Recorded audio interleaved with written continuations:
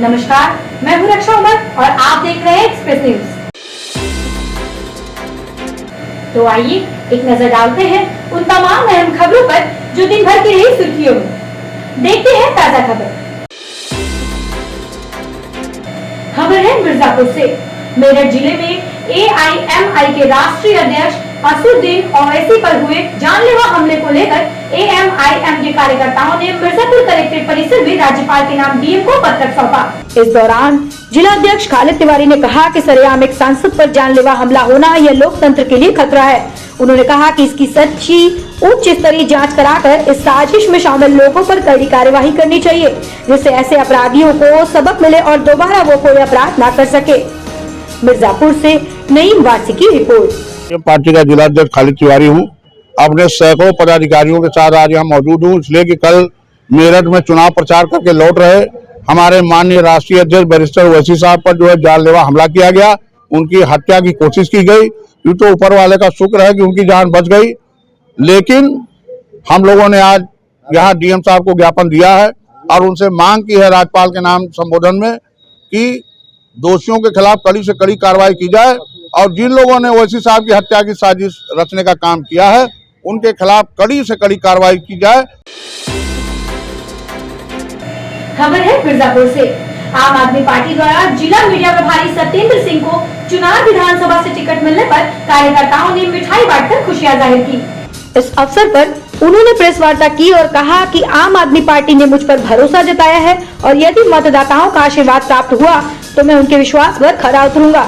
बताते चले कि प्रत्याशी सत्येंद्र तिवारी का पुराना राजनीतिक संबंध है। उनके परिवार में चौधरी राजनारायण और रामचरण सिंह पहले भी विधायक रह चुके हैं। मिर्जापुर से नईम वासी की रिपोर्ट। प्रथम तो मैं आप सभी पत्रकार बंधुओं को नमस्कार कर रहा हूं, क्योंकि आप लोग हमारे बीच आए।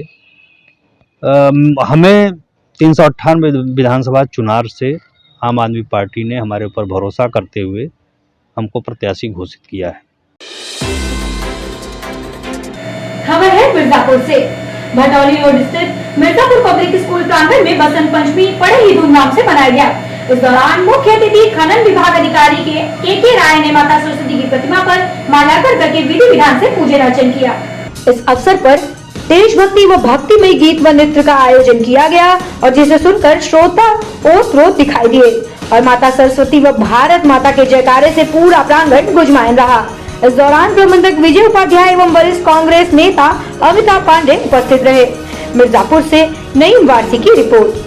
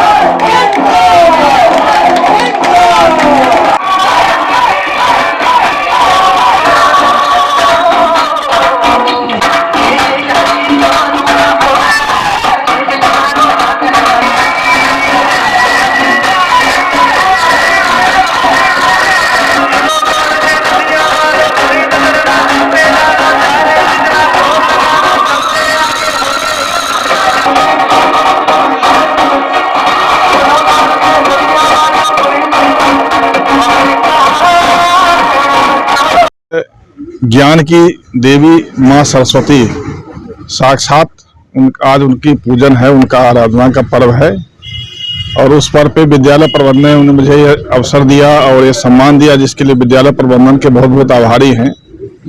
आज मेरे सामने बच्चों ने जो प्रस्तुति दी वो भी बहुत मनमोहक प्रस्तुति थी और हम उम्मीद करते हैं कि इस विद्यालय के बच्चे, ये विद्यालय भी ऐसे निरंतर प्रगति करता रहे और इस विद्यालय के बच्चे ऐसे ही जैसे आज कार्यक्रम में अच्छा योगदान दिए वैसे पढ़ाई लिखाई में भी अपना अच्छा योगदान दें। माँ सरस्वती उन पे हमेशा अपनी कृपा बनाए रखें। खबर है मिर्जापुर से। गुप्त नवरात्रि में मां विंध्यवासिनी के दर्शन पूजन करने पहुंची डिंपल यादव। बयान में कहा कि जैसे जैसे चुनाव आगे बढ़ेगा हमारे गठबंधन का परफॉर्मेंस बेहतर होता जाएगा। बता दें, उत्तर प्रदेश के पूर्व मुख्यमंत्री एवं समाजवादी पार्टी के राष्ट्रीय अध्यक्ष अखिलेश यादव की पत्नी पूर्व सांसद डिम्पल यादव ने गुप्त नवरात्र के तृतीय दिन तिथि पर मां विंध्यवासिनी के दरबार में पूजन किया। एक होटल में कुछ देर ठहर कर हाथों में नारियल, चुनरी, माला, फूल और चढ़ावे लेकर मंदिर परिसर में प्रवेश की। गणेश द्वार पर मार्ग होते हुए मां विंध्यवासिनी माता के गर्भगृह में विधि विधान पूर्वक मंत्रोच्चारण के बीच दर्शन पूजन किया। मां के चरणों में एक जोड़ी पायल, बिछिया एवं नथिया, लाल चुनरी और द्रव्य अर्पित किया। मां के गर्भगृह से दर्शन पूजन करने के उपरांत मंदिर परिसर में विराजमान समस्त देवी देवताओं के परिक्रमा करते हुए हवन कुंड की परिक्रमा भी की। दर्शन पूजन तीर्थ पुरोहित विजय बाबू मिश्रा ने कराया। प्रदेश के चुनाव पर कहा कि पश्चिमी उत्तर प्रदेश में समाजवादी पार्टी का गठबंधन 50 सीटों पर चुनाव जीत रही है एवं जैसे जैसे चरण आगे बढ़ते रहेंगे वैसे वैसे समाजवादी पार्टी का परफॉर्मेंस और भी अच्छा होता रहेगा। मिर्जापुर के विंध्याचल से सूरज कुमार की रिपोर्ट को देखते हुए सीट डिसाइड की जाएगी। जी, चुनाव नजदीक है, ऐसे में दोनों पार्टियां माना जा रहा है कि बीजेपी और सपा दोनों ही प्रतिद्वंदी है। क्या लगता है कौन आगे कैसे सपा परफॉर्मेंस करेगी? अभी जैसे हम जानते हैं वेस्टर्न यूपी में तो समाजवादी पार्टी और जो गठबंधन है वो पूरी अच्छी तरह से 50 सीटें तक जीतने वाला है इस बार। तो मैं समझती हूँ जैसे चरण आगे बढ़ते जाएंगे परफॉर्मेंस और भी अच्छा होगा। खबर है मिर्जापुर से। मंडलायुक्त योगेश्वर राम मिश्रा ने अटल चौक से लेकर रेणापुर तक किया स्थलीय निरीक्षण व सही समय पर कार्य पूर्ति का दिया दिशा निर्देश। आपको बता दें, काफी अधिक संख्या में अवैध बने हुए मकानों को जमींदोज किया गया ताकि सड़क के स्पेस में कमी न आए और इस कार्य को लगभग 15 दिन के अंदर पूर्ण करने के लिए निर्देश दिया गया। पत्रकारों से वार्ता करते हुए बताया कि लोगों द्वारा अतिक्रमण किया गया था और सड़क के साथ लोगों की नाली की समस्या भी दूर की जा रही है। मिर्जापुर के विंध्याचल से सूरज कुमार की रिपोर्ट। लंबे समय से रुकी हुई थी, जैसा आप सब लोग जानते हैं, और बहुत महत्वपूर्ण सड़क है, बहुत चौड़ी सड़क है।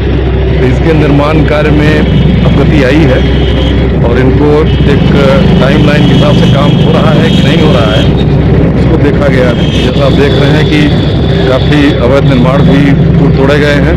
सड़क की जितनी वाइडनिंग के लिए सड़क का स्पेस है उस पर मिट्टी भी पड़ी है और हम लोग प्रयास कर रहे हैं कि 15 दिन के अंतर्गत ये पूरी तरह से अच्छी ब्लैक कोटेड सड़क हो जाए। सर, लोगों की समस्याएं जो नाली को लेकर है सर, उसके लिए नाली की समस्याएं हैं कि लोगों ने अतिक्रमण बहुत कर रखा है, लोगों को ही आगे आना पड़ेगा और निश्चित रूप से हम लोग नाली भी जिसके साथ बनवाएंगे। खबर है आगरा से। पूर्व मुख्यमंत्री ने गठबंधन की सरकार को सपोर्ट करने की अपील की, साथ ही भाजपा पर सवालों की दागी गोलियां और कहा कि डबल इंजन की सरकार ने आगरा के कारोबार को खत्म कर दिया है। बता दें, जैसे जैसे चुनाव नजदीक आते जा रहे हैं सियासी मामलों में गर्मियां देखने को मिल रही हैं। अखिलेश यादव ने लोगों से अपील की कि गठबंधन को सपोर्ट करें और समाजवादी पार्टी की सरकार बनाएं। ये चुनाव लोकतंत्र संविधान बचाने का भी चुनाव है। समाजवादी पार्टी हर रंग को जोड़ रही है, सपा बहुरंगी पार्टी है, भाजपा सिर्फ एक रंग की सरकार है। महंगाई लगातार बढ़ रही है, पेट्रोल डीजल से लेकर खाने पीने के सामान में भी आग लग गई है।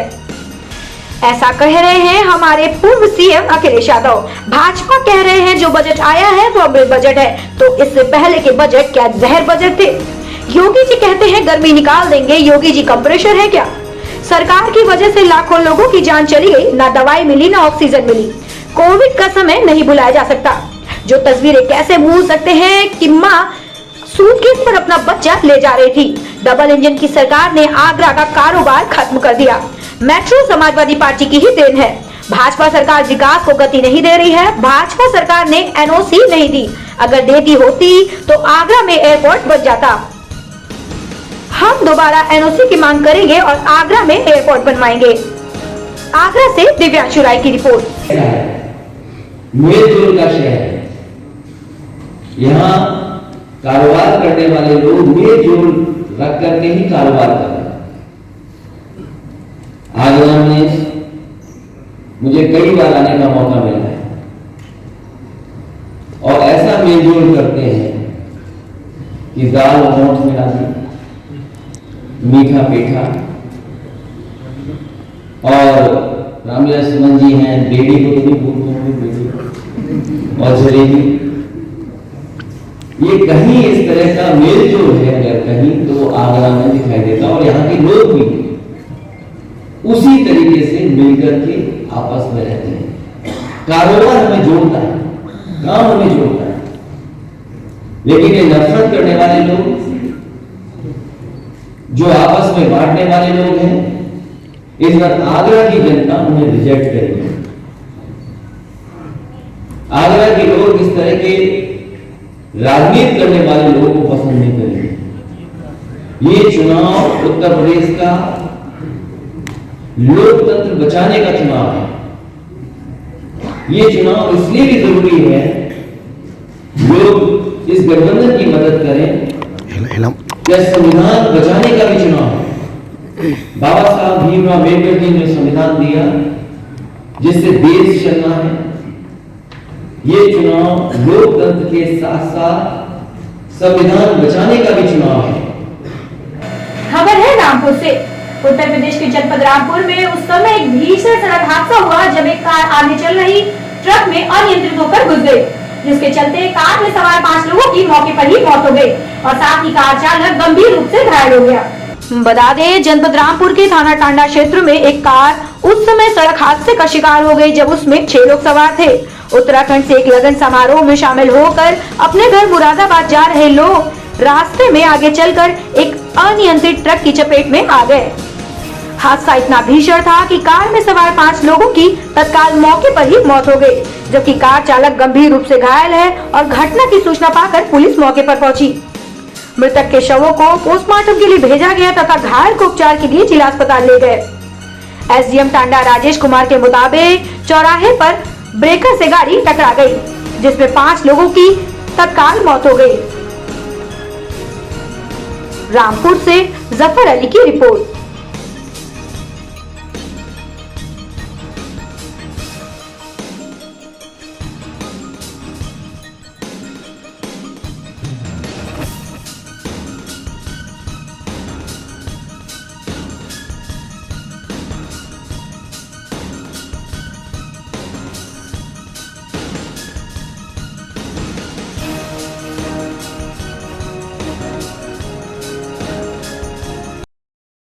ये जो सीकमपुर हमारा जो टांडा में पड़ता है, वहाँ पे चौराहा है। चौराहे पर बताया जा रहा है कि ब्रेकर से अनियंत्रित होकर गाड़ी किसी से जो टकरा गई। 5 लोग जो है एक्सपायर हो गए हैं और जो 5 लोग एक्सपायर हुए हैं वो लोग जयंतीपुर मुरादाबाद के रहने वाले हैं। तो पूरी जानकारी की जा रही है और जानकारी के बाद हम उसके बाद अपडेट देंगे आपको। कितने लोग सवार थे सर गाड़ी में? गाड़ी में सिर्फ 6 लोग सवार थे, 5 लोग एक्सपायर हो गए। ड्राइवर की हालत गंभीर अभी इलाज चल रहा है। किस गाड़ी ने एक्सीडेंट, किससे टक्कर हुई? गाड़ी लोग इको गाड़ी से थे और गाड़ी अनियंत्रित होकर किस गाड़ी से जो टकराई है अभी जो जानकारी नहीं हो पाई, जानकारी की जा रही है। परिजन बता रहे हैं किसी का लगन वगन लेके गए थे, लौट कर आ रहे थे। हाँ, इश्वार में किसी गांव में जो लगन लेकर के गए थे वहां से लौट के आ रहे थे, उसी समय ये जो घटना हुई। खबर है भदोही से। निजी संस्थान में ऑल इंडिया मजलिस इत्तेहादुल मुस्लिम पार्टी के प्रत्याशी भदोही विधानसभा ने एक प्रेस वार्ता के दौरान खुद को आत्मसात करते हुए जनता की उम्मीदों पर खरा उतरने की बात कही है। बताते चले, इस दौरान उन्होंने कहा कि भदोही कालीन बुनकरों का क्षेत्र है, उनकी समस्या बहुत बड़ी है और जनता ने मुझे मौका दिया तो सबसे पहले बुनकर भाइयों के लिए अलग से आवास, उनके बच्चों की शिक्षा के लिए स्कूल, मुफ्त बिजली की व्यवस्था और अलग से अस्पताल बनवाऊंगा। उन्होंने कहा कि मजलिस के राष्ट्रीय अध्यक्ष पर हमला बहुत सोची समझी साजिश है और मैं केंद्र सरकार से मांग करता हूं कि इसकी जांच कराई जाए और दोषियों को अलग से सजा दी जाए। वहीं मजलिस के जिला अध्यक्ष नियाज अली ने कहा कि हमारी पार्टी तीनों विधानसभा में चुनाव लड़ेगी और हम अपने सहयोगी दलों के साथ मिलकर सरकार बनाएंगे। उन्होंने कहा कि हमारे साथ हिंदू, मुस्लिम और सभी वर्गों का साथ है। वहीं जन अधिकार पार्टी के जिला अध्यक्ष सौरभ कुमार मौर्य ने कहा कि बाबू सिंह कुशवाहा राष्ट्रीय अध्यक्ष MIM के साथ है। पार्टी बहुत ही मजबूती से पूरे प्रदेश में चुनाव लड़ रही है और पार्टी कार्यकर्ता व सहयोगी दलों के लोग भी शामिल है। इश्तियाक मंसूरी, आफ्ताब आलम मंसूरी, सलमान हाशमी, दिनेश यादव, इमरान खान, तजीम अंसारी, हाफिज रियाज नासिर हुसैन के अलावा मंडल संयोजक वरिष्ठ नेता बदरुद्दीन हाशमी, मिर्जापुर जिला अध्यक्ष खालिद तिवारी ने भी भदोही विधानसभा में लोगों से मुलाकात कर MIM को जिताने की बात कही। भदोही से सरताज खान मुन्ना के साथ आजाद खान बापू की रिपोर्ट। भदोही में एक निजी संस्थान में उपस्थित है हमारे बीच MIM के प्रत्याशी रवि कुमार जायसवाल जी, रविशंकर जायसवाल जी उपस्थित हैं और MIM के जिला अध्यक्ष नियाज अहमद साहब और तमाम पदाधिकारी जो है यहाँ पर उपस्थित हैं। इन्होंने जो है भदोही में बिल्कुल बजा दिया है कि हम भी मैदान में उतर गए हैं और मैं उनसे रूबरू होने जा रहा हूँ। मैं सबसे पहले जिला अध्यक्ष से पूछना चाह रहा हूँ कि आपका MIM का एजेंडा क्या है, आप भदोही को कैसे चुने, इनको प्रत्याशी क्या सोच के चुने, क्या ये भदोही में सफल हो जाएंगे?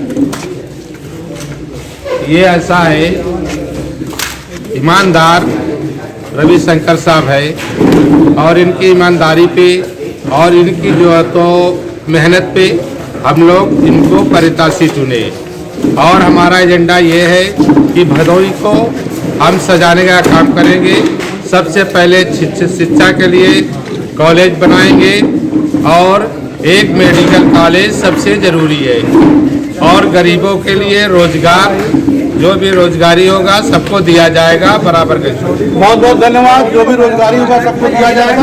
अब मैं जो है रूबरू हो रहा हूँ, मैं जो है रवि कुमार जायसवाल जी जो प्रत्याशी भदोही 392 विधानसभा के, मैं उनसे रूबरू हो रहा हूँ और पूछना चाहता हूँ क्या कह रहे हैं। आपका बहुत बहुत धन्यवाद। मैं रविशंकर जायसवाल सूर्यावा पुरानी बाजार का निवासी हूँ। मेरा सबसे पहले भदोही के लिए जो हमारे बुनकर भाई हैं, जो कालीन नगरी के बुनकर भाई हैं, मजदूर हैं, उन लोगों के लिए मैं ये प्रयास करूँगा कि उनके लिए आवास दिलाने का काम करेंगे। उनके लिए मुफ्त में बिजली पानी मुफ्त में दिलाने का काम करेंगे और जिले में एक तो अस्पताल बनेगा ही।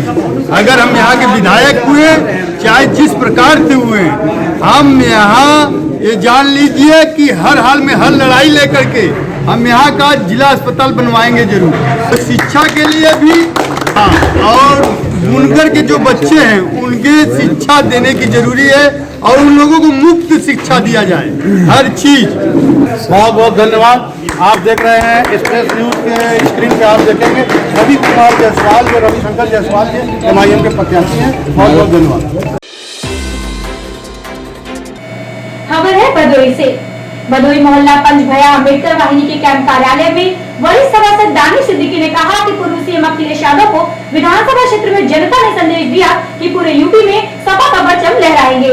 बताते चले भदोही मोहल्ला पंचभया अम्बेडकर वाहिनी के कैंप कार्यालय वरिष्ठ सभासद दानिश सिद्दीकी और रूमी सपा अम्बेडकर वाहिनी के राष्ट्रीय सचिव व समाज सेवी मुख्तार खान व डब्बू सिद्दीकी से एक्सप्रेस न्यूज से वार्ता कर अम्बेडकर वाहिनी के राष्ट्रीय सचिव दानिश सिद्दीकी ने कहा कि पूर्व मुख्यमंत्री अखिलेश यादव के विधानसभा क्षेत्र में जनता ने संदेश दिया है कि पूरे उत्तर प्रदेश में सपा का परचम लहराने जा रहा है और अखिलेश यादव के सर पर सजेगी ताज। वही उन्होंने कहा कि भदोही जिले के तीनों सीटों पर सपा की होगी जीत।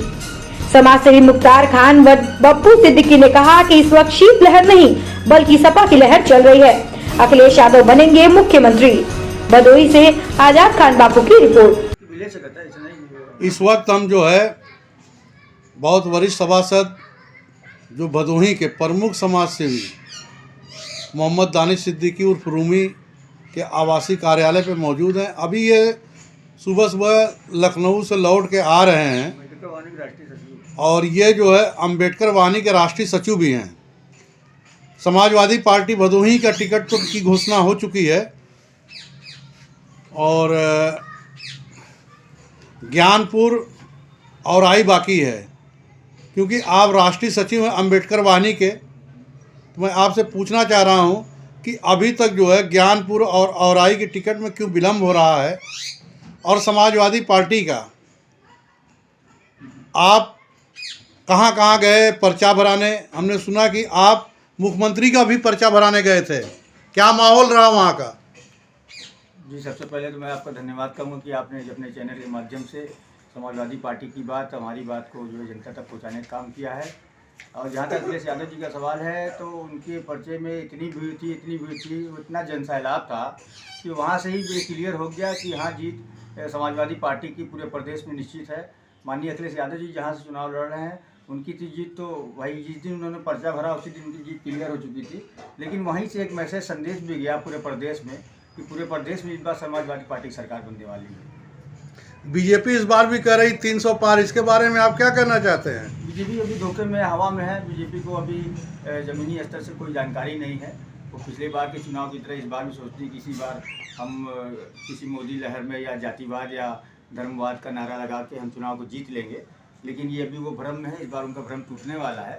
समाजवादी की सरकार पूरे प्रदेश में बनने वाली है। जनता जान चुकी है। जनता को उनकी झूठ फरेब की जो सरकार चली है 5 साल, उसको अच्छी तरीके से उन्होंने जानकारी इसकी ले ली है। अब इस बार 2022 के चुनाव में जनता उनको जिस स्थान पर वो आज से 2012 में थे उस स्थान पहुंचाने का काम करेगी। तो आइए लेते हैं एक छोटा सा ब्रेक और आप बने रहिए एक्सप्रेस न्यूज के साथ।